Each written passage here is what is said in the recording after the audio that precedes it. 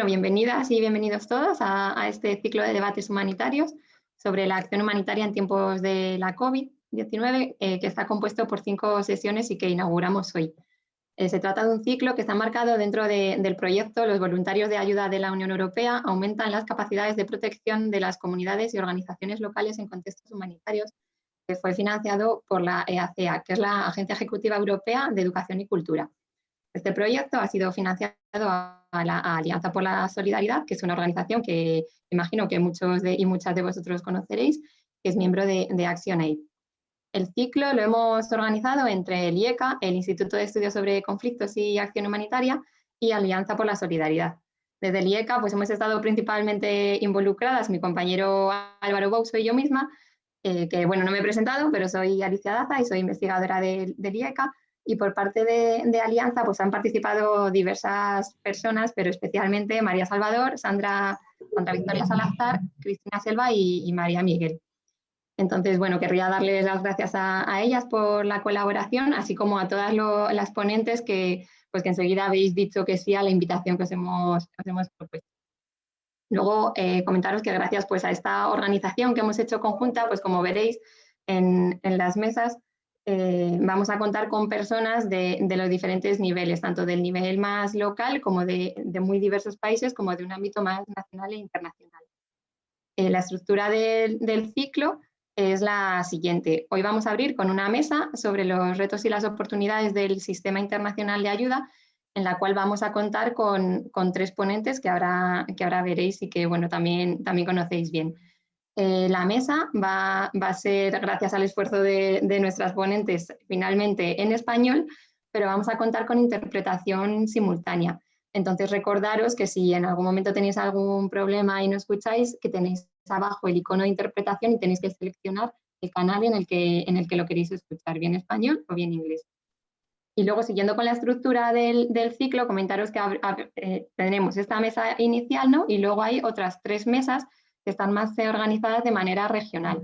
El próximo día 8 tendremos una sobre los retos de la protección y el valor del liderazgo feminista, que será en inglés, y donde contaremos, además de ponentes del ámbito internacional que estarán presentes en todas las mesas, con intervenciones que vendrán desde Gaza y desde Malawi.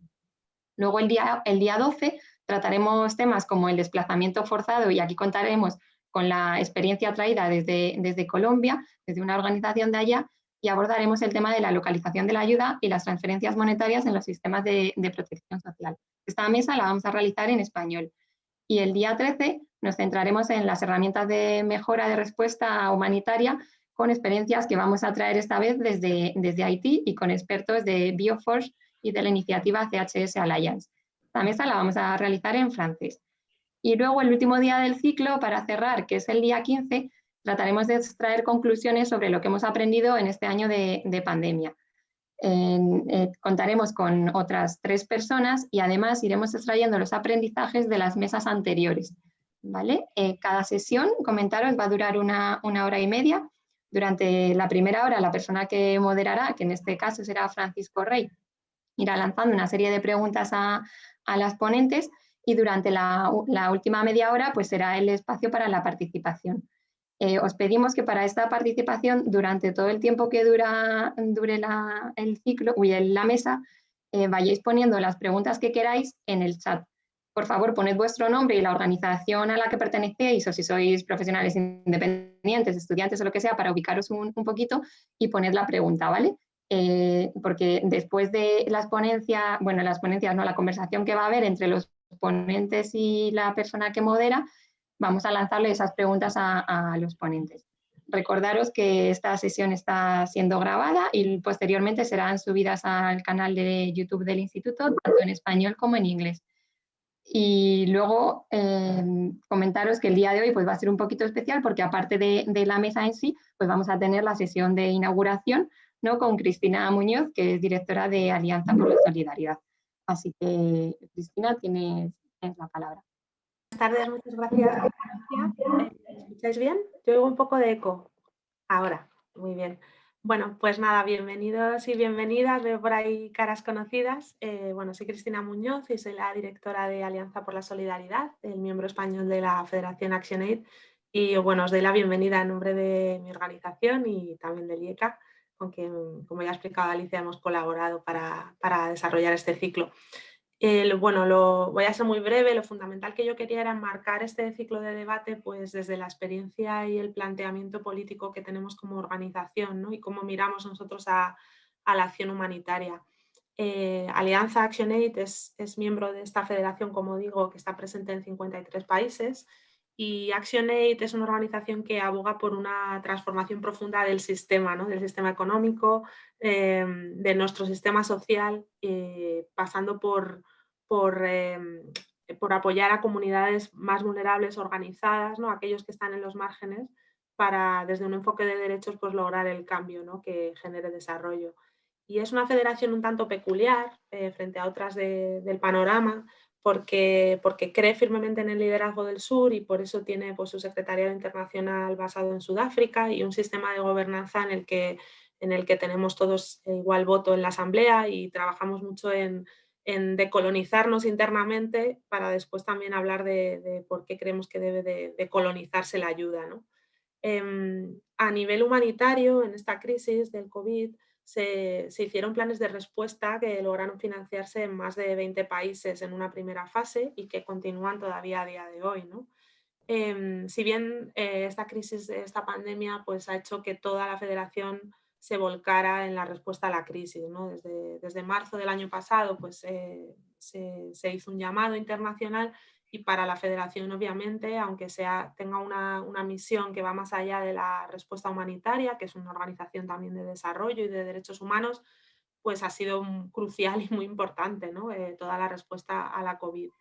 Y todavía es un poco pronto para valorar cómo nos ha transformado, pero nosotros siempre cuando hablamos de la respuesta humanitaria hablamos de los retos y los desafíos que se tienen para hacer esa respuesta, pero siempre tratamos también de ver todas las oportunidades y el potencial transformador que se tiene a la hora, en la forma en la que uno hace la respuesta humanitaria, ¿no? Y esto es un elemento muy importante de la política humanitaria de ActionAid y de Alianza, ¿no? Nosotros el análisis que hacemos de la realidad prepandemia, ¿no? Es que el mundo atraviesa crisis múltiples. No estoy diciendo nada que no sepamos todos los aquí presentes, pero es importante enfatizar, ¿no? Esa crisis climática, una crisis que está derivada de nuestro modelo de explotación con el medio, de los recursos naturales, pero también nuestro sistema de relaciones internacionales, que es muy injusto, es cruel con los más débiles, y la pandemia además ha añadido pues, un nuevo impacto con una magnitud enorme y que ha supuesto enormes retos de protección, incluso en los países del norte, ¿no? Entonces, creo que estamos en un año que es muy excepcional, en el que parece que todo ya se ha dicho, precisamente por esa necesidad yo creo que nos genera a muchos de los que estamos aquí el repensarnos como comunidad humanitaria y como comunidad de desarrollo y por lo crucial que es un debate que viene de antes, ¿no? Que además se ha acelerado en el mundo humanitario en los últimos años, sobre todo desde el 2016, los años previos a la preparación de la cumbre mundial, pero yo creo que cada vez se hace más crucial que cambiemos las reglas del juego, las formas de actuar en la arena internacional y también en la acción humanitaria. Entonces, si bien llevamos muchos webinars y muchos ciclos de debate, yo sigo pensando que es muy importante que tomemos el aliento para debatir y eso también nos motiva un poco, ¿no? En la realidad tan compleja que estamos teniendo y en este momento de fatiga pandémica. Entonces, este ciclo pues, pretende aportar en cuanto a que podamos repensar este sistema humanitario y podamos extraer ya pequeños aprendizajes de lo que ha sido esta praxis de este año en pandemia, ¿no? Para que podamos ir actuando y empujar, aprovechar los retos y las oportunidades que ha abierto la pandemia para empujar una transformación del sistema. Por eso, como ha dicho Alicia, pues la propuesta que hemos trabajado es básicamente combina bueno, pues el saber, el análisis económico, académico, perdón, de policy humanitaria con experiencias muy concretas desde el terreno. Y nosotros tratamos también de poner en valor las experiencias locales, porque somos una organización que defiende firmemente la localización de la ayuda, y ahora lo explicaré un poquito más de la manera peculiar en que lo hacemos, pero siendo coherentes, pues debemos escuchar a los compañeros que están siendo los que han respondido de manera directa a la crisis y que tienen mucho que aportar, ¿no? Bueno, aprovecho para saludaros a todas estas caras conocidas del sector y a todos aquellos que nos seguirán en diferido, que es la oportunidad que nos ofrece el hacer todos estos actos online. En el día de hoy esperamos que los ponentes miren precisamente, como decía, al sistema humanitario. Queremos analizar qué es necesario que cambie en la forma de actuar del sistema y esperamos aportar una perspectiva de la historia, esa evolución reciente y las transformaciones. Los retos que ha introducido la pandemia, cuáles son los nuevos desafíos y qué nos puede dejar instalado, ¿no? Desde Alianza y ActionAid defendemos que tenemos una visión de cómo pensamos que debe hacerse esa transformación del sector, que no es una posición muy mayoritaria, pero que consideramos que aporta valor, ¿no? Y trata de ser muy coherente en eso que decía antes, ¿no? De cómo debemos decolonizarnos dentro de nuestras estructuras y nuestras formas de relacionarnos, ¿no?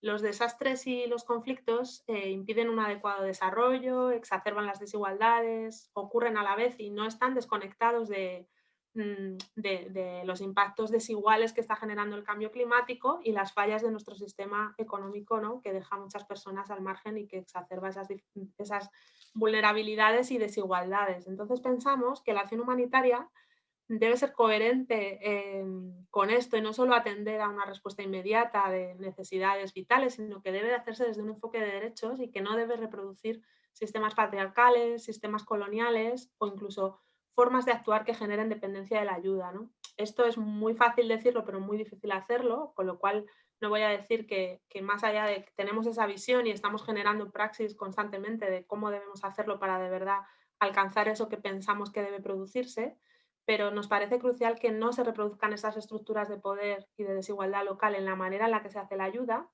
y en ese sentido pues el sistema global humanitario pues debe cambiar, ¿no? Para que esto suceda. Desde ActionAid defendemos además que el liderazgo local sea un liderazgo feminista, porque nos parece que tradicionalmente las organizaciones de mujeres, la sociedad civil organizada, ha dejado fuera, ¿no? A las necesidades de las mujeres cuando muchas veces son las que sostienen la vida y el cuidado y son las que en muchas ocasiones responden en primer lugar y saben las necesidades de sus familias, de su comunidad, de ellas mismas, ¿no? Además pensamos que sin ellas es muy difícil que hagamos una protección efectiva frente a la violencia de género y violencia sexual, que todos ya de manera reconocida sabemos que se produce en nuestras sociedades, en todas ellas, y que además los contextos de crisis humanitaria se exacerban, ¿no? Y cuando hablamos de localización de la ayuda, no solo hablamos de unas transferencias de recursos a las organizaciones del sur, hablamos de que queremos que las organizaciones del sur global, entendido así, ¿no? Sean ellas las que también decidan sobre las prioridades, decidan sobre lo que hay que hacer y tengan una capacidad de poder intervenir más allá de ser recipientes o receptores de ayuda, ¿no?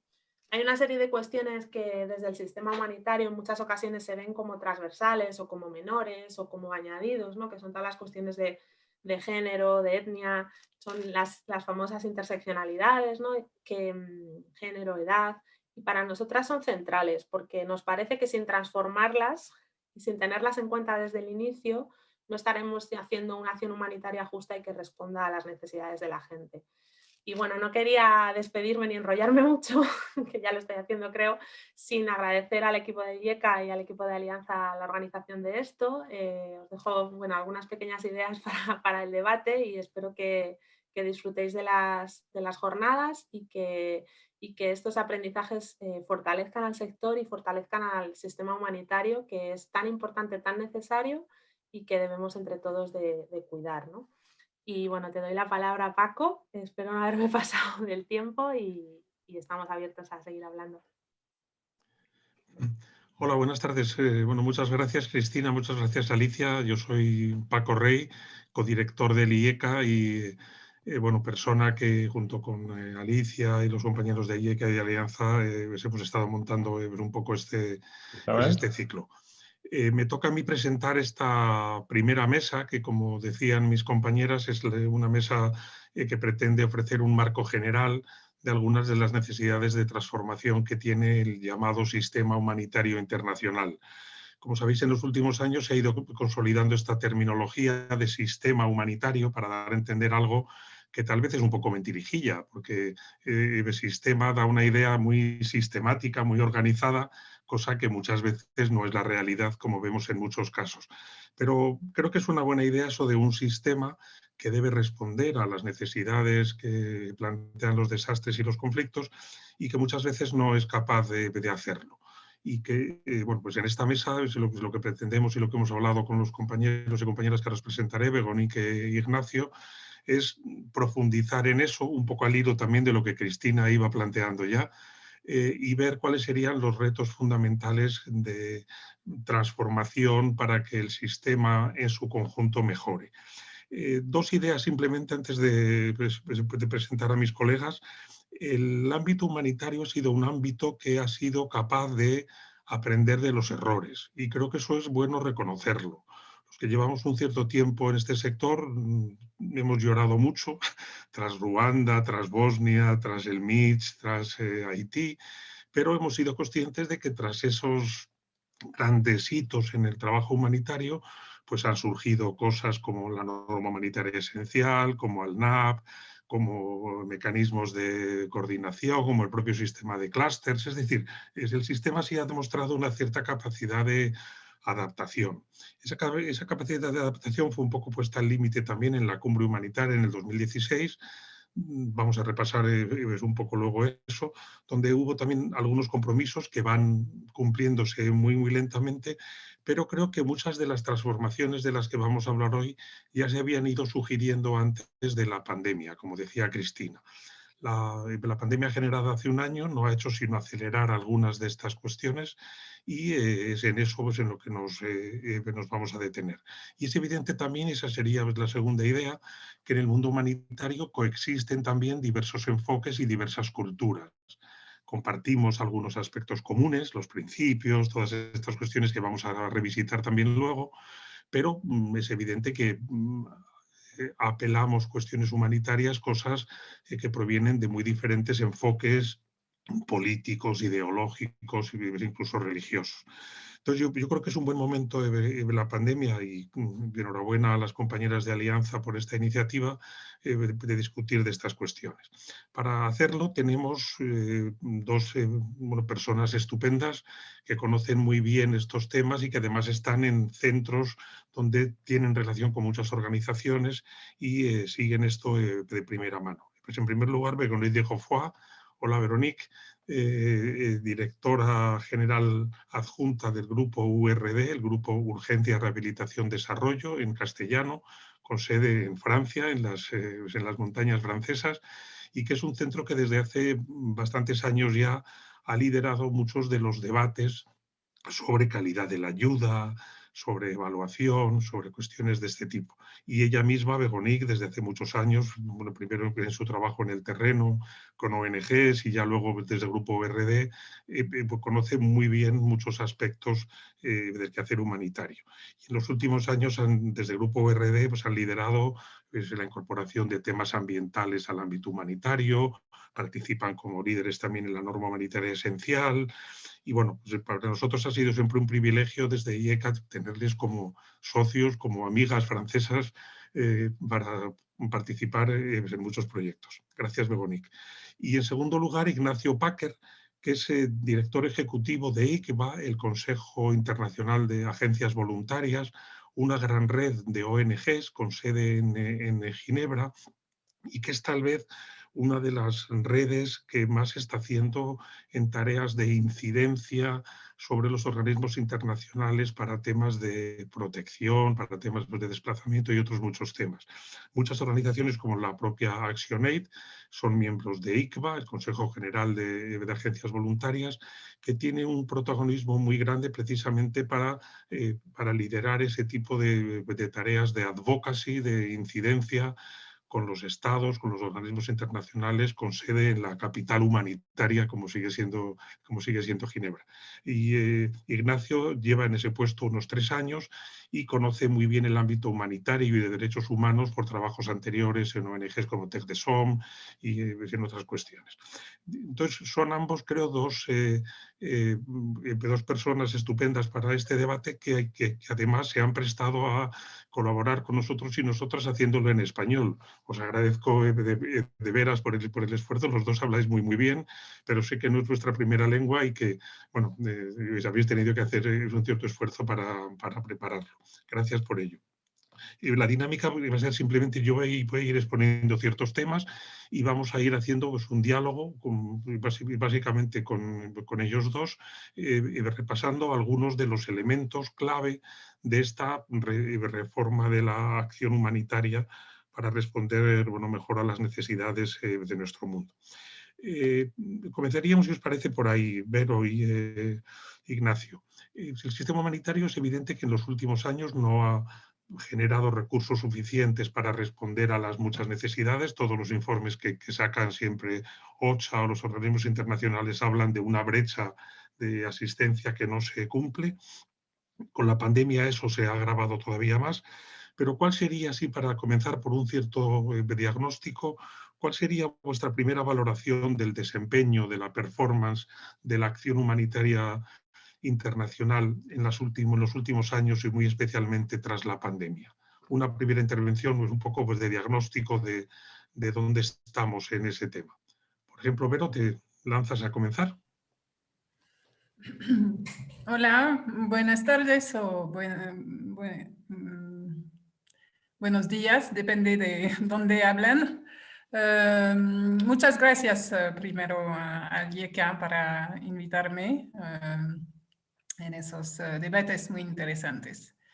Bueno, como ha dicho Paco, yo voy a hablar en español con lo que puedo hacer a lo máximo de mis capacidades, pero bueno, claro que no es mi idioma maternal. A ver,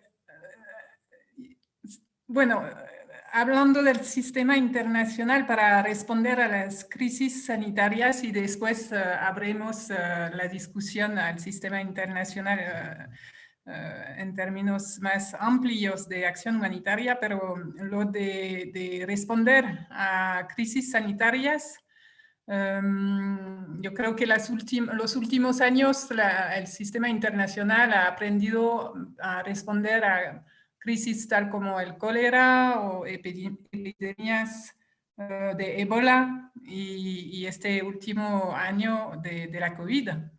Y como en otros sectores laborales, yo creo que el desempeño está vinculado al conocimiento y la experiencia. Lo más conocido, lo más fácil, lo más rápido y lo más relevante. Lo menos conocido, lo más difícil. Y hay que reconocer todos los esfuerzos que el sistema internacional y los sistemas nacionales han puesto para adaptarse a responder a lo no conocido de la COVID, y la curva de aprendizaje y de mejora es real.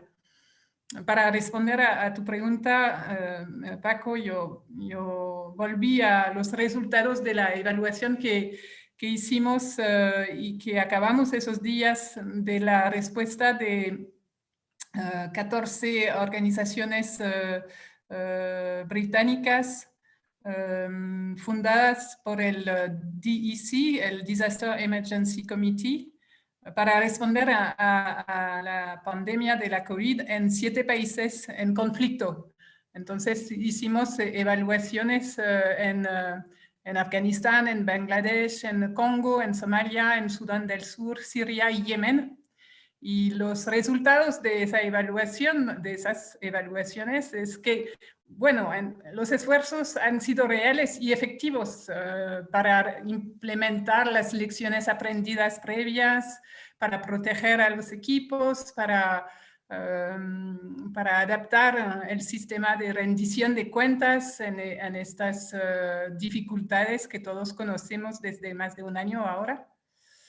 Pero lo más difícil es responder no tanto a la crisis sanitaria como tal, pero a la crisis multidimensional y sobre todo lo económico, lo social, que hoy en día los niveles de inseguridad alimentaria y económica, las escuelas cerradas desde más de un año en algunos países sobrepasa de mucho las capacidades del sistema humanitario, como las capacidades del sistema de solidaridad internacional.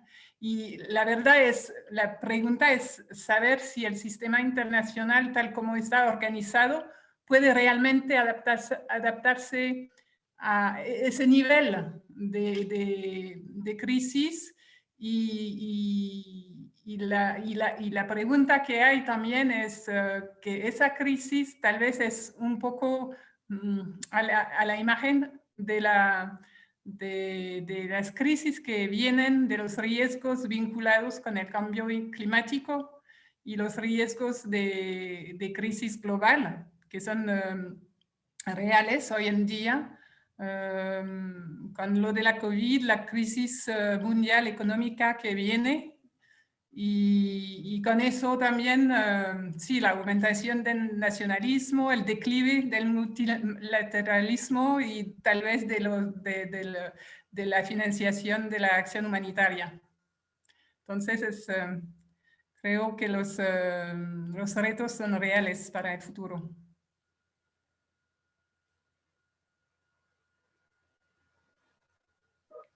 El micrófono, Paco. Sí, veo que mi curva de aprendizaje sigue siendo lenta. Gracias por explicarnos muy bien, bueno, cómo de una crisis que comienza como sanitaria se pasa a una crisis más sistémica que, por supuesto, desborda todas las capacidades del sistema. Tú, vamos, Ignacio, como persona, director de una red que tiene tantas agencias y tan diversas, ¿cómo veis desde ICVA el desempeño humanitario y el desempeño en esta crisis? Bueno, gracias, Paco. Y primero dar las gracias a Alianza por la Solidaridad y a IECA por la invitación.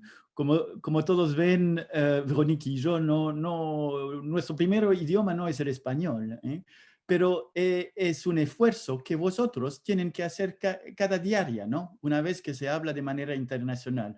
Bueno, por esta vez son los otros que hacen el esfuerzo, ¿no? Los anglófonos y otros, ¿no? Entonces, bien.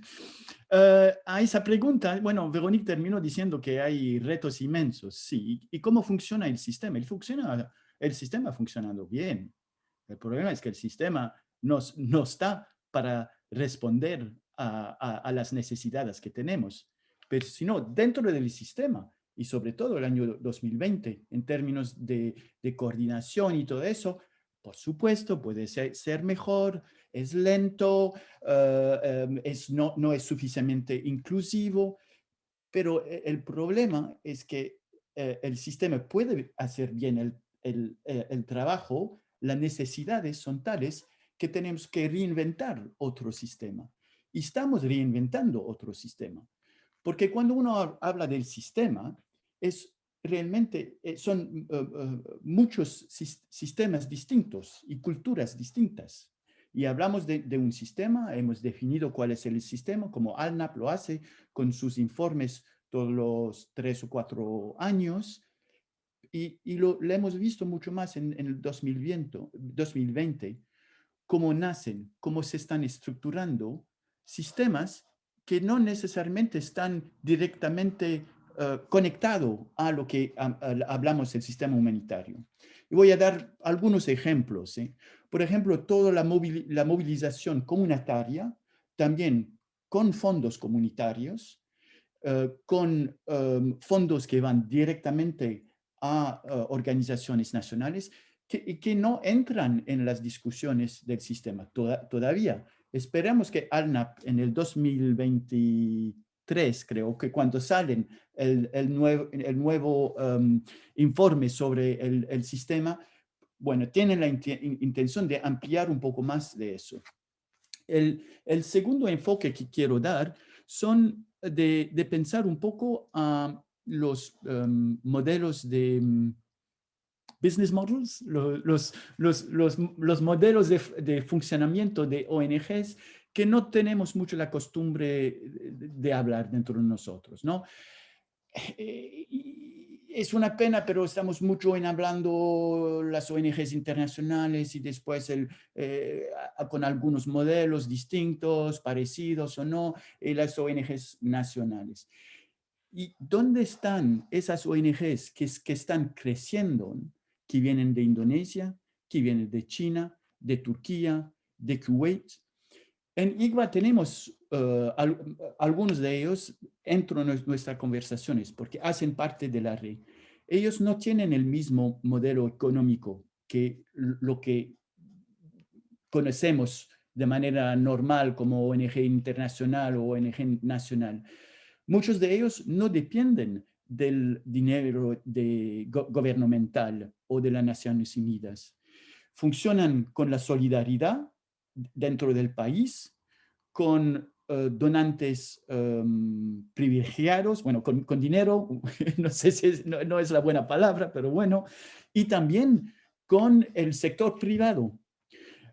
Uno puede decir, bueno, en China no hay ONGs, eso no existe, no hay de esas cosas que no son gubernamentales. Y bueno, uno puede pensar un poco, una ONG inglesa o francesa que depende de 60 a 70% del dinero del gobierno, de gobiernos, pues, ¿cuál es el nivel de independencia? Y cuando una ONG china no tiene ningún peso, ningún euro del gobierno chino o de otro gobierno, es otra forma de dificultades de tener esta independencia. Y es realmente pensar también con la valorización de la cultura de las ONGs que vienen de América del Norte o de Europa, pero también que hay todo el ámbito de ONGs de los cuales no estamos hablando y que el poder de esos ONGs está creciendo enormemente.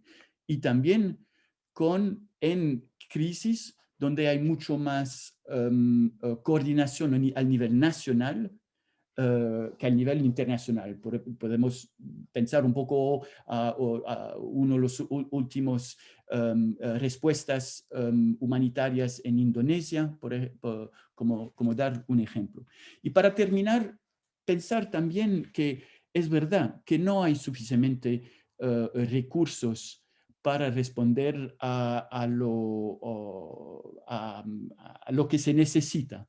Pero recordarse también que seguir incrementando los presupuestos y pidiendo eso a los gobiernos, lo tenemos que hacer de manera moral, pero también es mejor eficiencia, y ahí se habla también del rol de los actores nacionales, pero también disminuir las necesidades, ¿no? Esas son las tres partes en los cuales tenemos que enfocarnos y seguir pidiendo más dinero a gobiernos.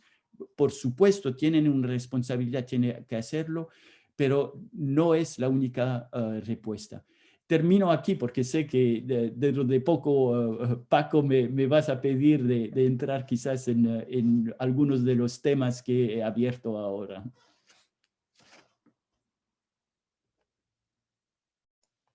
Sí, muchas gracias. Yo creo que en las primeras intervenciones los dos habéis hablado de la necesidad de incorporar a lo que entendemos como sistema algo que va mucho más allá de la visión de las ONGs clásicas, de las agencias de la ONU, de los donantes clásicos. Cuando trabajamos estos temas aquí en España, por ejemplo, en los cursos de formación con ONGs, siempre hacemos la misma pregunta. ¿Cómo contabilizamos los médicos cubanos? Todo el mundo que va por muchos países ve que hay otras formas de solidaridad, muchas veces vinculadas con la política, ¿cómo negarlo? Pero que no entran dentro de los circuitos que el Comité de Ayuda al Desarrollo contabiliza y eso. Entonces, vamos un poco tirando de este mismo hilo que los dos habéis citado.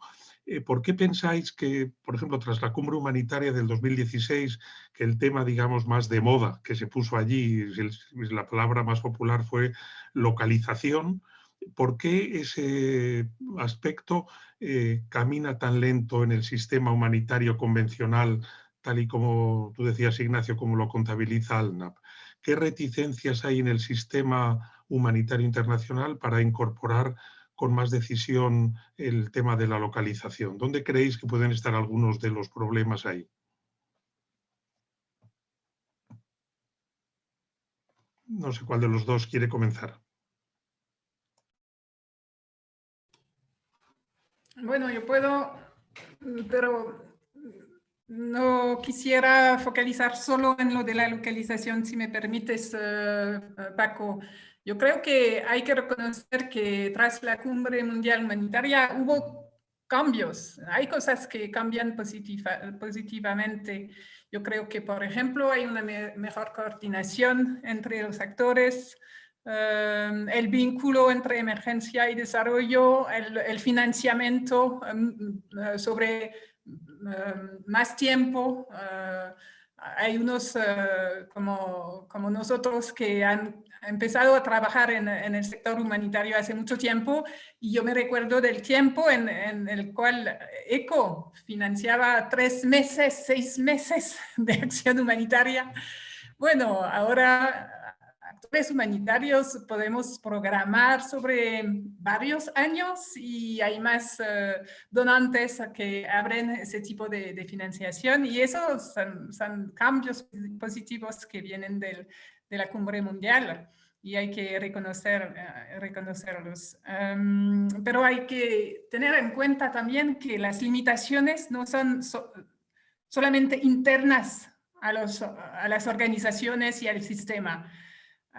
Las limitaciones exteriores al sistema son muchas, muchas, y las crisis actuales son cada vez más complejas. El acceso es cada vez más problemático y todo eso cuestiona los métodos operativos. Y en algunos casos la solidaridad internacional se vuelve en sí mismo una cuestión política, en fin. Entonces, bueno, hay lo interno, lo que podemos cambiar, y todo lo que presiona al sistema y que hacen los cambios más complejos también. Pero dentro del sistema, dentro de las organizaciones, yo creo que hay también que muchas modificaciones de la Cumbre Mundial son modificaciones profundas.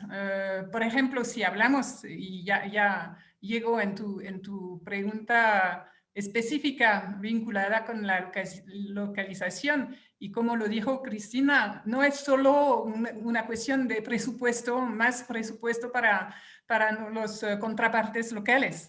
Es una cuestión de quién decide, de cuál es el modo operativo, en fin. Y este cambio, esta discusión, no la hemos tenido mucho en muchos lugares, y incluso dentro de las organizaciones, cómo hablar de quién decide, cuál es el poder, quién al final va a decidir la manera de actuar y a quién se rinde cuentas, en fin. Porque si tenemos que rendir cuentas siempre a los donantes, y la rendición de cuenta es vertical, basada en normas que no se discuten al nivel de la actuación, al nivel de los programas, pues en fin, no vamos a cambiar nada. Y yo creo que es lo más complejo, y esos cambios son los más difíciles que poner en marcha. Y no sé si tal vez en algunas organizaciones hay ese tipo de cuestión se pregunta y se discute, pero en muchas organizaciones, en muchos foros internacionales, la cuestión es la cuestión, sí, del financiamiento, del porcentaje para los actores locales, cuando realmente la cuestión es una cuestión de poder, yo creo.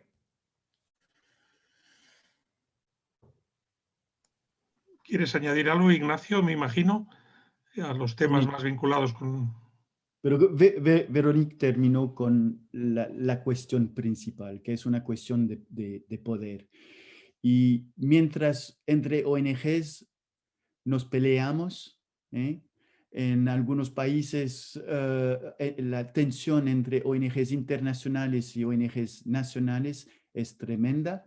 Lo noto yo en mi función mucho más que los años pasados, porque ahora empiezo mi día en Bangladesh y lo termino en México, porque la gente me puede invitar para charlas aquí y allá.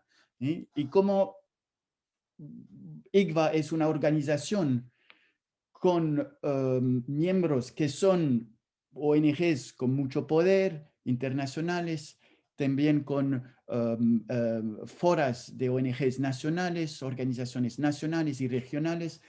Aquí dentro de ICVA hay discusiones muy interesantes. Y como Véronique dijo, la cuestión principal es sobre dónde está el poder y cómo compartimos el poder. Y lo que hicimos el año pasado en ICVA es hacer todo un ciclo de trabajo sobre el riesgo y cómo compartimos el riesgo. No solo el riesgo de los auditores financieros, ¿no? Pero también el riesgo para la vida de los trabajadores humanitarios. Y mientras que nosotros nos estamos peleando en ciertos países entre distintos ONGs, nuestros derechos cívicos están disminuyendo. Y el Estado, en vez que nosotros nos ponemos de manera fuerte como un sector de ONGs, no importa el tipo de ONG, los bills, las legislaciones sobre las ONGs, como Véronique dijo, el acceso a las poblaciones se hace cada vez más difícil. Y el 2020 ha sido, por razones que pueden ser válidas, oportunidades para ciertos gobiernos de disminuir los derechos cívicos, de hacer más difícil el acceso a poblaciones. Eso puede tener sentido en una visión de salud pública, pero a un momento y no para siempre. Y lo que se puede tener miedo es que algunas de las medidas que algunos países han tomado, eso van a seguir. Y eso lo hace más difícil de poder funcionar con principios humanitarios. Y quizás una parte más, el Grand Bargain que nació de la cumbre ha tenido y tiene un nivel de movilización muy importante, con unos 59 o más que han firmado entre gobiernos, ONGs, Naciones Unidas, ha tenido una capacidad de movilización sobre algunos temas importantes. Lo que no se puede decir es gracias al Grand Bargain tal cosa se hizo y todo eso, era más para movilizar. ¿Y dónde entramos ahora? En una nueva fase del Grand Bargain, porque desde el medio de este año entramos en una nueva fase, después de 5 años, es más focalizado, y eso era importante, de más focalizar, disminuir la parte administrativa, y focalizar sobre la calidad de los financiamientos, y no es solo la cuestión de la flexibilidad o de los overheads. Era bien que Véronique recordó que hace solo poco tiempo eran financiamientos para 3 meses, más y más son 12 meses y pueden ir más por allá. Y la segunda parte es la participación y cómo apoyar los actores locales. Y para terminar en eso, también porque creo que es importante de hacer venir dentro de las conversaciones voces que quizás no tenemos la oportunidad muy a menudo de escuchar. El Pacífico es un lugar donde podemos aprender muchísimo sobre actores locales, sobre la agenda de localización y sobre lo que para la acción humanitaria va a ser, es mucho más importante que el COVID, que son la respuesta a los efectos del clima. En el Pacífico ya tienen años y años de tener que funcionar con poco dinero, con actores locales y sobre cosas climáticas. Son experiencias. Localización quiere decir que la respuesta es local y no se puede generalizar. Por ejemplo, en ICVA no tenemos nuestra persona sobre la localización en Ginebra, porque eso no tiene sentido. Si hablamos localización es que tenemos respuestas distintas casi en cada lugar. Pero seguir un poco lo que está pasando en el Pacífico puede darnos inspiraciones para las respuestas que tenemos que hacer. Sí, muchas gracias. En esta primera parte de las intervenciones hemos puesto énfasis en los aspectos más organizativos del sistema y por eso yo os preguntaba por la localización y Begoña con muy buen criterio me ha corregido diciendo que no es solo localización, que son muchas más cosas.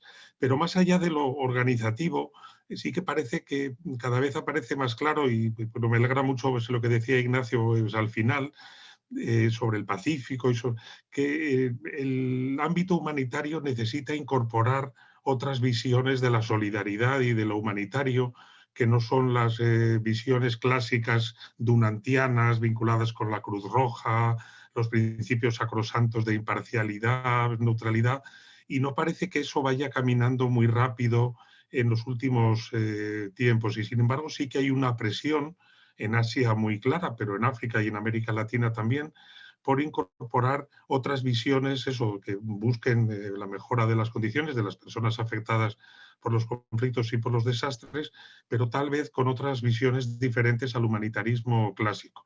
Eso se abrió un poco en la cumbre humanitaria, ¿os acordáis de los grupos aquellos de organizaciones basadas en la fe y otras culturas? Pero sí me gustaría conocer vuestra opinión sobre si eso es algo relevante en lo humanitario en el momento presente y qué propuestas habría para tener una visión más abierta de lo que es la visión de la solidaridad con las personas que sufren y que ven violentados sus derechos. Bueno, sigo yo entonces. Ahora ya tenemos nuestro ritmo. Me dices, Ignacio, si tú quieres, me haces una señal. Como quieres, Verónica. Bueno, gracias, sí.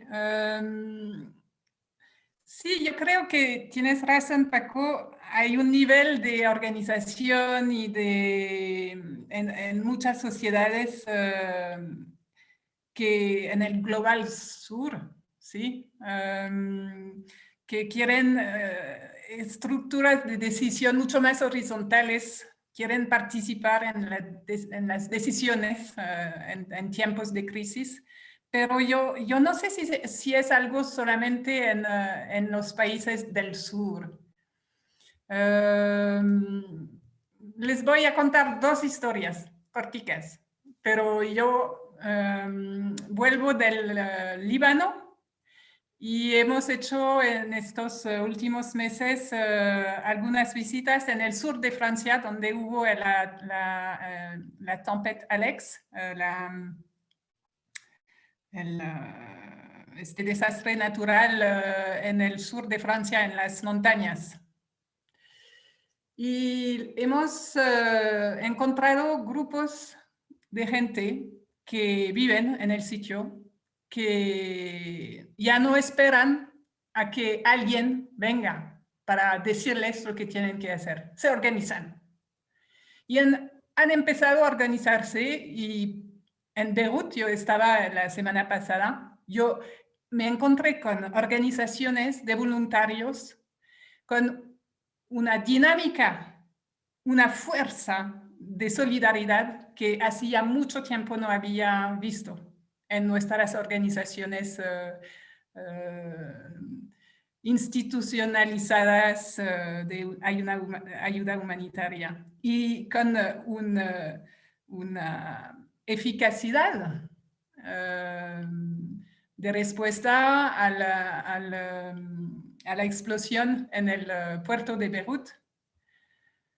Incluso con una mirada crítica al sistema humanitario internacional que necesita mucho más tiempo, que cuesta mucho más en términos financieros, ¿sí? En comparación con un grupo de voluntarios profesionales que durante meses trabajan y reconstruyen varias construcciones del bajo al piso, ¿sí? Entero. Y igual, en el sur de Francia hemos encontrado grupos de voluntarios que desde meses apoyan, son coordinados con las municipalidades en lugares remotos, ¿sí? A donde el Estado no está realmente presente o está en reconstrucción de la vía central, ¿sí? Pero la solidaridad del uno al otro son grupos de voluntarios. Y yo creo que más allá, yo no sé si es una cuestión del enfoque dominante del humanitarismo occidental o si estamos ahora en sistema con también acceso a la información, con niveles de organización y deseos de actuar que vienen en choque con un sistema muy vertical, ¿sí? Para mí es más una cuestión de organización horizontal y de ganas de actuar y de hacer cosas y de mutualidad, de ayuda mutua, más bien que esperar a alguien que venga desde fuera para ayudarte. Yo creo.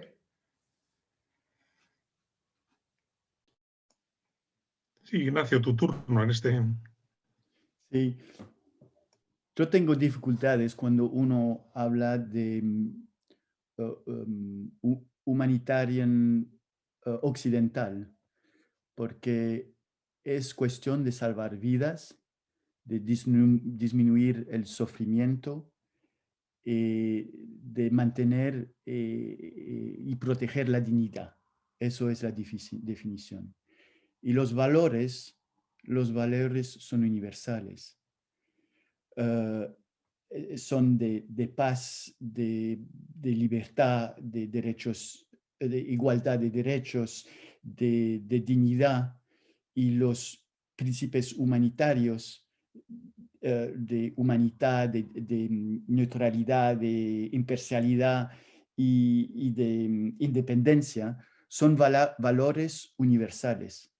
Es la manera de intervenir, el tipo de sistema quizás tiene un flavor más occidental, o por algunos sistemas que tenemos que acercarnos también con influencia de otras culturas. Pero los valores son universales y los principios humanitarios son universales. Y sé que no soy un académico, pero cuando lo puedo, rechazo esa idea que esos valores pertenecen a unos. La Declaración de las Naciones Unidas ha puesto valores que son universales.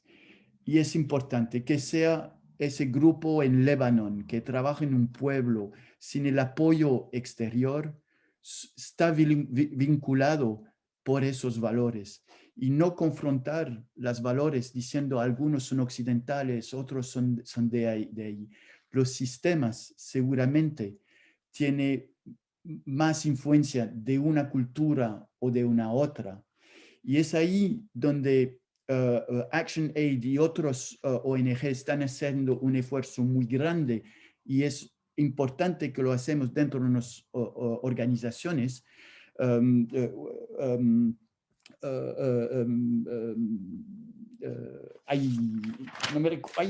que no me recuerdo de tu nombre, te veo, pero sabes, eso es difícil porque si éramos todos juntos, yo mandaba una notita, recuérdame de tu nombre, pero no se puede. Bueno, la señora de ActionAid, perdón. Como ella hablaba de la decolonización de la ayuda y de poder confrontar y cambiarnos, es de trabajar dentro de nuestras organizaciones sobre primero reconocer que tenemos bias. Yo mismo, reconocer que yo mismo, cuando pienso en algunas situaciones, tengo generaciones atrás de mí que me hacen pensar a una cosa o la otra. Ya reconocer eso es importante. Después, dentro de nuestra organización, llevar más diversidad. Llevar más diversidad no solo quiere decir personas de regiones distintas, de colores distintos, del equilibrio género. Eso va más por allá. Es manera de pensar. Y con eso vamos a llevar más y bueno, espero más por allá la cuestión de realmente vivir la diversidad de nuestras organizaciones y de esa manera de poder responder de manera que cae más y que conviene más a la situación particular, pero los valores son universales. ¿Puedo añadir una cosita, Paco? Sí, por supuesto. Yo creo que hay algo que dijo Ignacio antes. Estoy de acuerdo para decir que algunas de esas organizaciones que llamamos locales no necesitan fondos institucionales y, en fin, a veces no quieren realmente entrar en el sistema internacional o entrar en nuestro sistema humanitario, porque a veces, como lo dije yo, lo critican o tal vez no lo ven muy realmente adecuado a las necesidades locales, sus realidades. Y entonces yo creo que más bien que no es como incluir, a veces es como actuar y conectarse, como soportar, apoyar a esas redes, como reforzarlas. Y para hacerlo, yo creo que el sector de la ayuda internacional tiene que renovarse y transformarse para poder conectarse y soportar ese tipo de organizaciones y redes. Y yo creo que tendremos que hacerlo, primero para responder a algunas de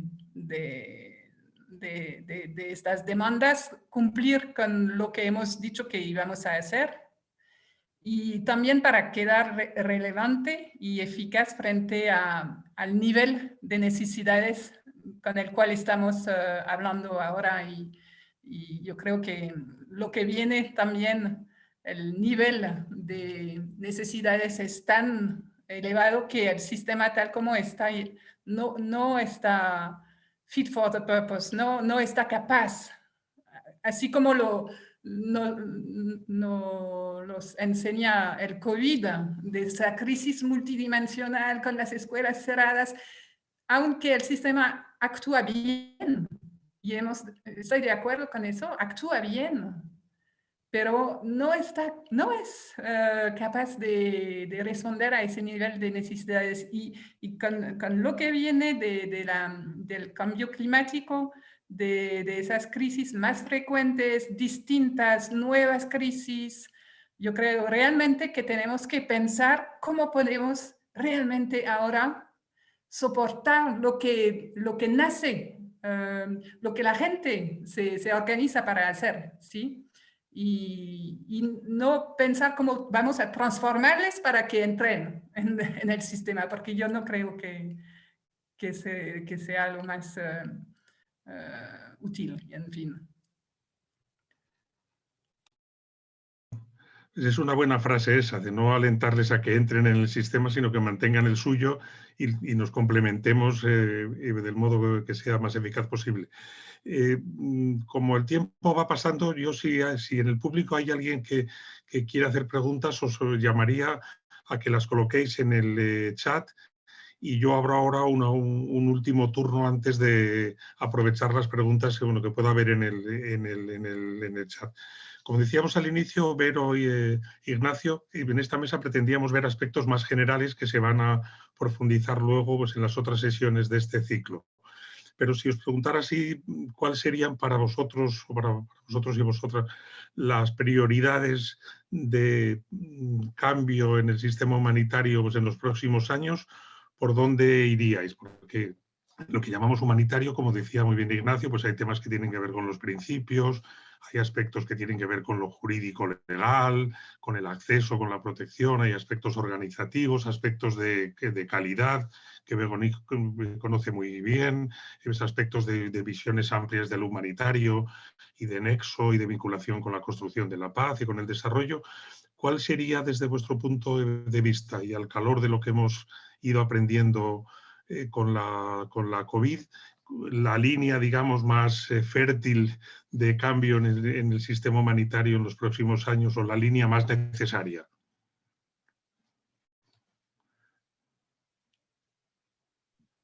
Si quieres comenzar, Ignacio, que te veo la vocación. Si le va bien a Veronique. Pues hay muchas transformaciones que se necesitan y que tienen que pasar en paralelo, ¿no? En ICVA tenemos una nueva estrategia y nos enfocamos sobre 5 transformaciones.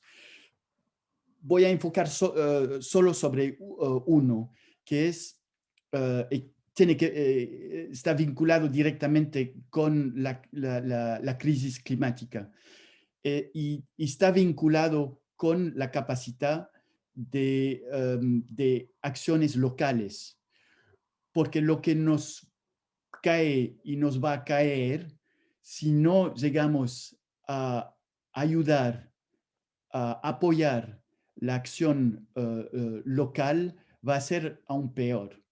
Todo nuestro sector, conectado con otros sectores, tiene que dar un enfoque mucho más grande sobre la mitigación, la prevención y la respuesta a los efectos de la crisis del medio ambiente climático con primer enfoque, pero no solo. Y con eso es cambiar la cultura. Y eso con el COVID y todo el año que hemos pasado y aún ahora, tenemos de construir con eso. De construir con la manera que funcionamos, la tenemos que adaptar para dar nuestra parte a disminuir el daño que hacemos a la planeta, ¿no? Nos sentimos nosotros como humanitarios porque salvamos vidas, que no hemos puesto dentro de nuestra cabeza todo el daño que estamos haciendo al medio ambiente y también a otras partes, pero bueno, al medio ambiente. Y va a salir en el mes de mayo una carta, a charter, ¿no? Que es una iniciativa del movimiento de la Cruz Roja, pero también hay muchas otras organizaciones que se juntan, ICVA también es en el advisory, que va a ser como un poco el código del 92, pero sobre principios, estándares para la manera que los actores, las ONGs, principalmente las ONGs y el movimiento de la Cruz Roja, se tienen que cambiar para poder responder mejor a la crisis climática. Eso es porque me diste de tener que enfocarme y de dar solo una de las transformaciones. Gracias. ¿Quieres añadir otra transformación o otro par de ellas, Veronique? Bueno, coincidimos sin preparación, ¿no? Pero no, yo creo realmente estamos trabajando, bueno, con muchos de todos ustedes y vuestras organizaciones también, ¿no? Trabajando en diferentes partes del mundo y estamos viendo la multiplicación de las crisis climáticas, de los eventos climáticos extremos, con nuevos tipos de desastres. Y eso yo creo realmente tiene que pensarse como actores humanitarios en términos de anticipación, de preparación, de mitigación y de capacidad de respuesta. Yo creo realmente, y muchos científicos coinciden en que la humanidad ha entrado en una fase crítica de su historia. Este cambio climático, la pérdida de la biodiversidad, la degradación de nuestros ecosistemas en muchas partes del mundo, incluso, por ejemplo, en Sahel, están haciendo cada vez más frágiles, más vulnerables muchas personas. Y estos cambios también afectan y están afectando las sociedades occidentales. Como yo decía, el sur de Francia, ahora cada año hay desastres climáticos y lo del COVID también lo vemos, como nuestras sociedades occidentales también son frágiles frente a algunos de esos nuevos riesgos.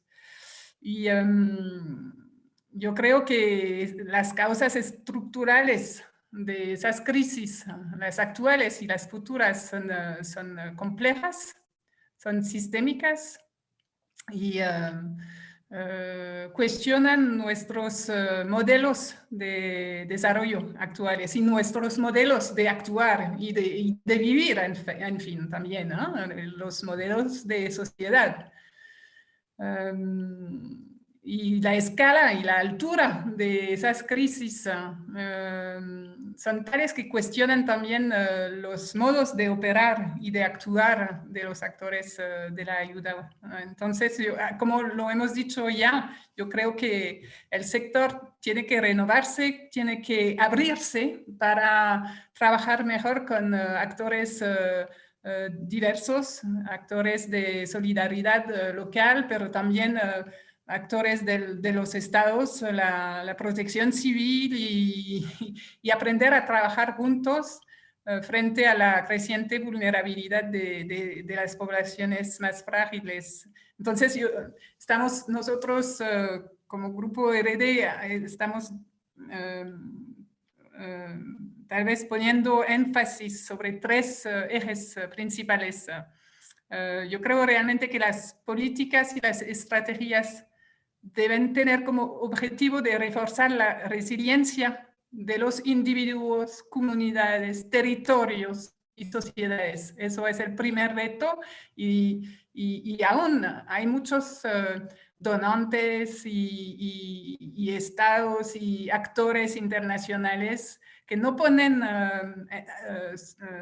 suficiente énfasis en este pensamiento de largo plazo, como reforzar las capacidades de resiliencia, de resistencia, en fin, a los choques. Segundo, es la cuestión de las políticas de prevención de riesgos y de preparación ante desastres. Deben ser a la altura de las circunstancias y yo creo que no es el caso. en muchos países, en muchas regiones, incluso en nuestros países. Yo hablo claramente también yo vivo, como decías, Paco, en una región rural en el sur de Francia, y no hay esta cultura del riesgo. Y entonces no estamos preparados como sociedad civil a enfrentar esos riesgos, que son muchos. Entonces, bueno, hablo de mi propia experiencia, pero en muchos países es igual. La política de prevención de riesgos y de preparación ante desastre es muy poca, muy poca. Y bueno, para acabar con lo que empezamos, yo creo que realmente hay que apoyar a esos nuevos actores o esas nuevas formas de solidaridad y reforzar las redes de ayuda mutua, porque lo necesitamos absolutamente. Entonces, esos serían los 3 ejes principales. Muchas gracias. Hay una cosa, como no veo que me pase Alicia preguntas por el momento, yo no sé si tal vez Cristina quiera comentar algo de lo que dijo también pues, en su introducción, de otros temas que a lo mejor no hemos profundizado suficiente. Si no, yo sigo con un último tema para Ignacio y para Vero. Si quieres al final, Paco, o ahora, ¿prefieres que intervenga ahora?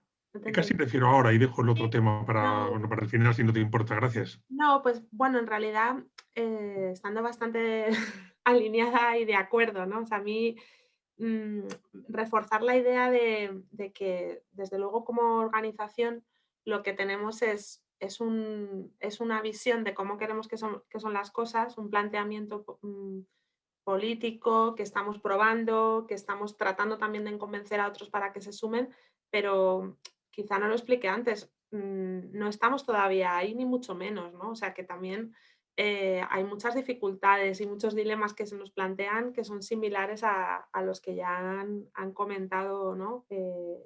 Los compañeros. O sea, nosotros tenemos esos discursos, o sea, esas discusiones a veces incluso en el terreno sobre si algunas cuestiones son de una lógica occidental o no lo son, o sea, que para lograr llegar a una transformación del sistema, también por la forma en la que nos financiamos, o sea, que estamos como en constante evolución y tratando de testar nuestras premisas, y luego nos encontramos con muchas dificultades para también llevarlo a cabo. O sea, no quiero ser...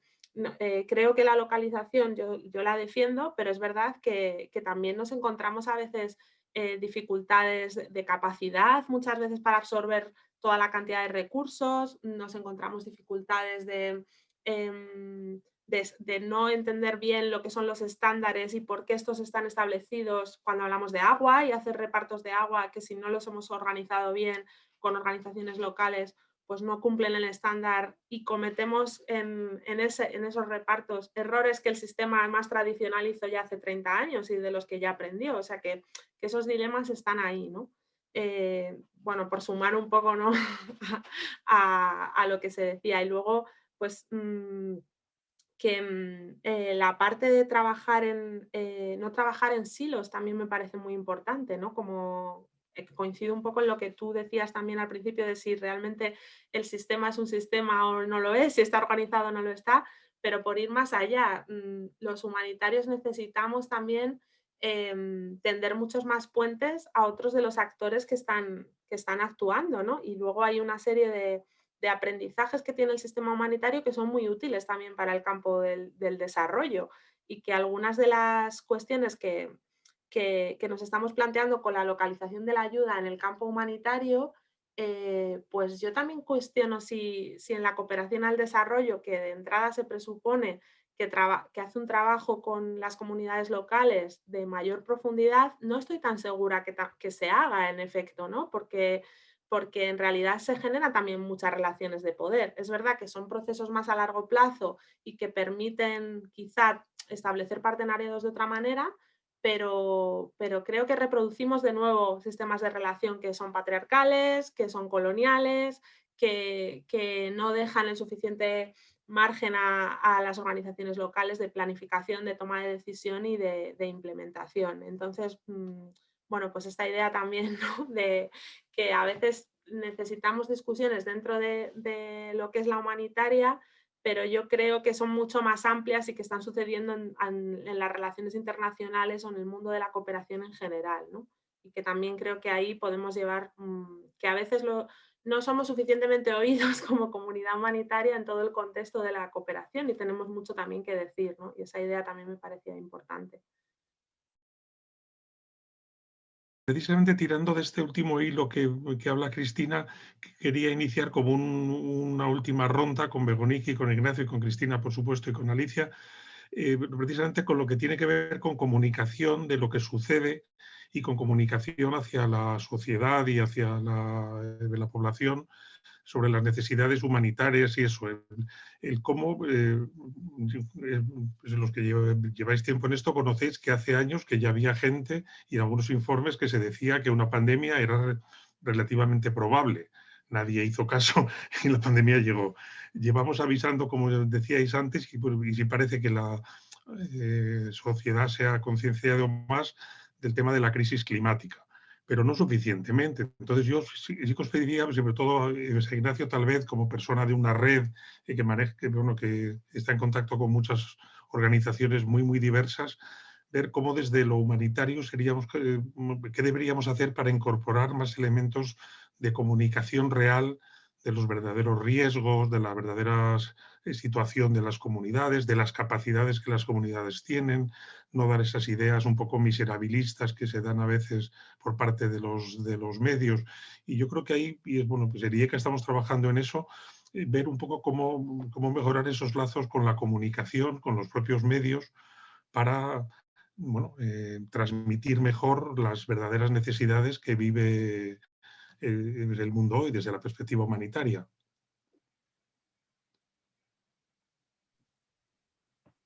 Bueno, por supuesto que no soy un experto en comunicación, pero lo que hemos aprendido y lo que aprendemos con el COVID es la interdependencia que tenemos.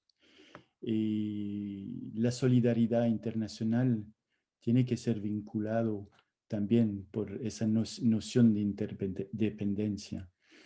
Con la vacunación, por supuesto, pero ¿a dónde estamos ahora en la vacunación? Es que no estamos realmente jugando ese papel de la solidaridad internacional. Lo sabemos, es una carrera nacional para el país que llega el primero a cubrir la mayor cantidad de su población. El COVAX, que es esa parte de vaccinaciones para los creo que son 50 países ahora, porque han decidido ayer, creo, el Gavi, de apoyar a algunos países. Pero lo que es lo más importante es dar apoyo al gobierno nacional, al plan nacional de vacunación y con el enfoque de no olvidar a las personas que lo necesitan en primer línea o que son más frágiles y que necesitan la vacunación de primero. Y todo eso no lo vemos bien y no lo vemos bien desarrollándose en ese sentido. Entonces, toda esa intención o la realidad que somos todos en la misma planeta por la crisis climática, todos somos juntos en esos, igual que la vaccinación. ¿Cómo alejarse de la visión mirabilista de la ayuda? Creo que eso va a ser aún más difícil. ¿Y por qué? Porque los años que vienen van a ser años de hambruna, de situaciones que no hemos conocido desde los años 80. En ese momento hay 34 millones de personas que están en la situación de IPC 5, lo más allá, cada día que viven es un día más. Que en nuestro mundo, 34 millones de personas están muriendo de hambre. ¿Y cómo vincular a ese momento una comunicación que dice esas personas tienen potencial para salir adelante? Aquí es donde la acción humanitaria de príncipe es necesaria.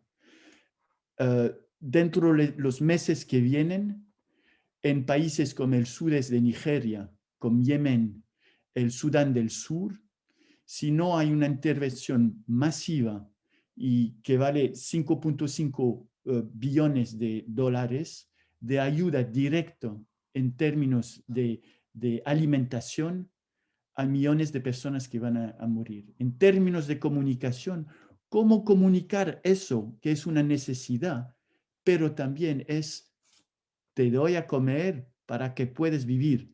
Pero la realidad atrás de eso es que somos incapaces de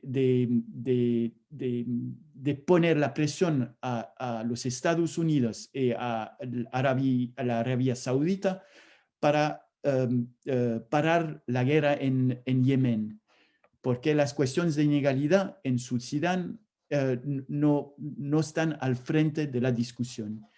Y ahí hay en términos de comunicación, hay un peligro que porque entramos en años de hambruna, la acción humanitaria sea simplificada en darle el saco de arroz que hemos conocido hace 30 años atrás.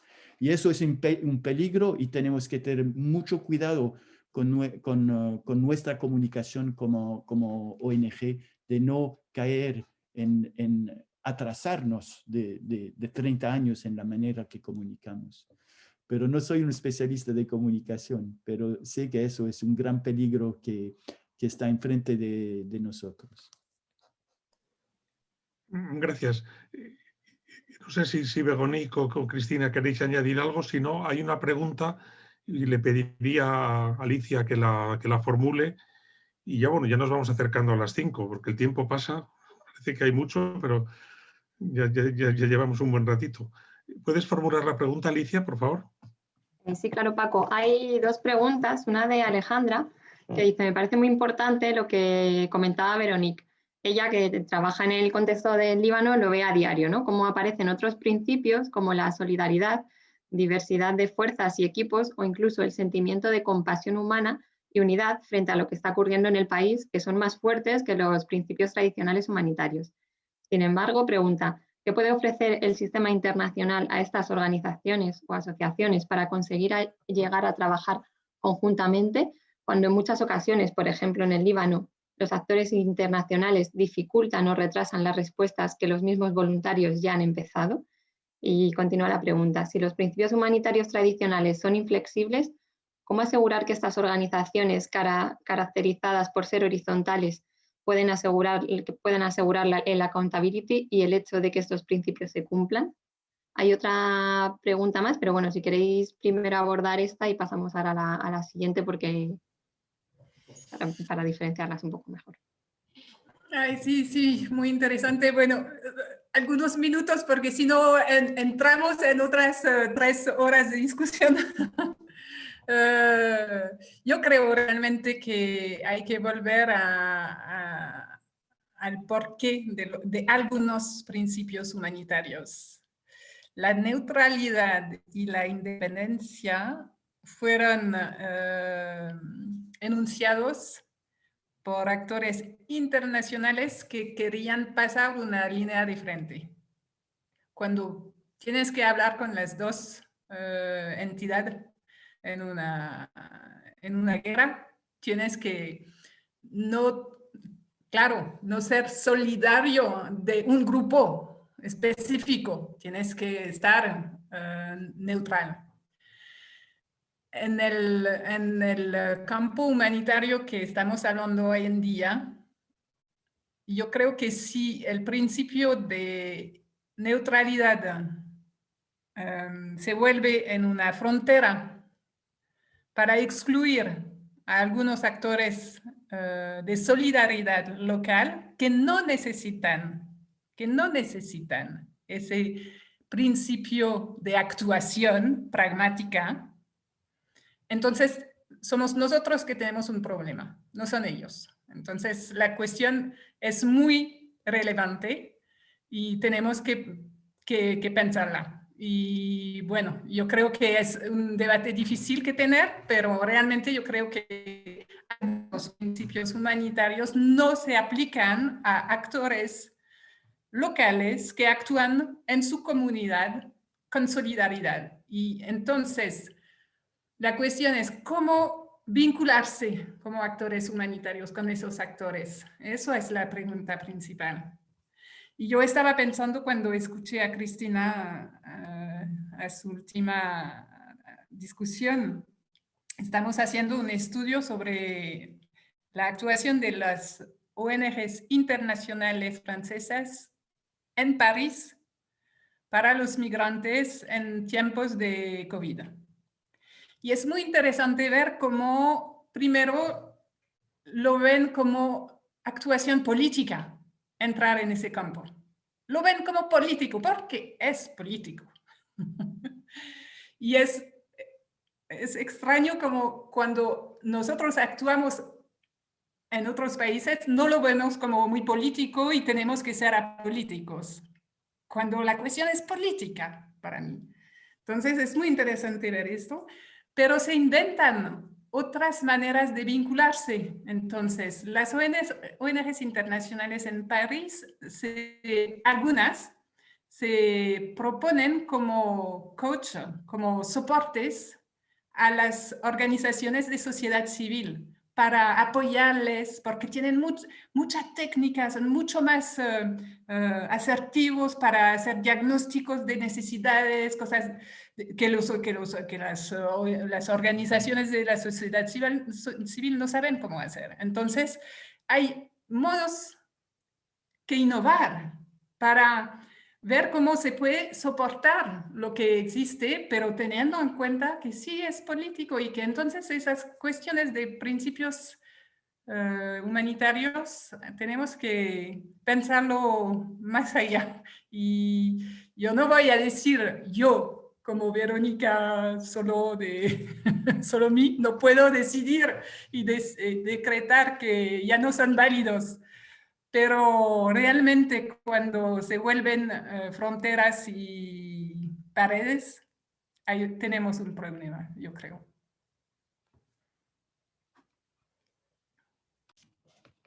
Sí, Ignacio, por favor. sí, como dijiste, Veronique, podemos empezar por muchas horas en esa discusión. Y gracias, Alejandra, por esa pregunta. Lo único que voy a decir es que creo que tenemos que pensar mucho más en términos de respuestas. Y la respuesta tiene que seguir los principios. Un ejemplo, en Tigre, de momento, ¿qué está pasando? El PAM está trabajando a través del gobierno. Dice, no tiene otro remedio. Pero eso quiere decir que es el gobierno que está decidiendo a dónde va la ayuda alimentaria. Eso quiere decir que hay poblaciones que no reciben ninguna ayuda. Si miramos a eso como ¿cuál es la respuesta que se necesita? Ok, quizás una parte que pasa por un canal, pero otro que pasa por otro. Quizás la imagen del tigre es demasiado con grandes volúmenes, pero lo tenemos también en la situación de Ucrania, donde hay grupos de pueblos distintos, pero que están apoyando a su proximidad, a su comunidad. Pero la respuesta, cuando se ve en toda la visión de la respuesta, a ese momento tiene que seguir los principios humanitarios. Bueno, eso es seguramente una manera quizás de integrar un poco más toda esa parte, como Véronique dijo, que sus principios eran hecho por las grandes organizaciones, y ahora que estamos con organizaciones más comunitarias, quizás es una manera de pensar y mirar más a la respuesta más amplia que únicamente como uno actor está actuando. No lo digo con certeza, pero y se ve en algunos lugares como en Ucrania, pero entra en la discusión seguramente. Yo trabajo por una organización que es casi dogmático, ¿no? Con los principios humanitarios, es en la misión y lo tenemos que defender con cuerpo y alma, ¿no? Muy bien, muchas gracias. Pues yo creo que hemos llegado casi al final de la sesión de hoy, que además deja con muy buen sabor de boca porque quedan muchas cosas tan importantes como los propios principios humanitarios para ser revisitadas en posteriores sesiones.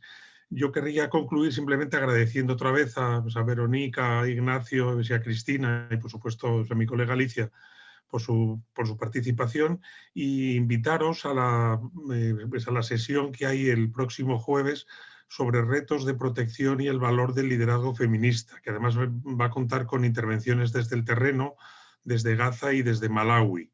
Y ese tema del liderazgo de las mujeres y el liderazgo feminista es un tema de los temas estrella de Alianza por la Solidaridad, de los temas que llevan trabajando desde hace muchos años y que, bueno, en ActionAid también están trabajando. Y yo creo que puede ser también muy original para llenar de contenido ese ámbito.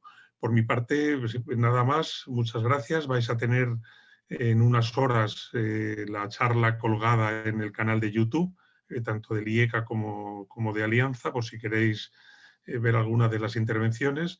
Y hasta el jueves. ¿De acuerdo? Pues muchas gracias, Ignacio. Muchas gracias, Vero. Y nos vemos en otra. Y excelente vuestro español. Más quisiera yo que mi francés fuera algo parecido. Gracias. Bueno, Gracias.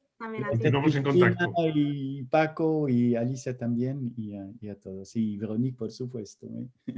Gracias. Chao, chao. Y gracias a todas por la participación.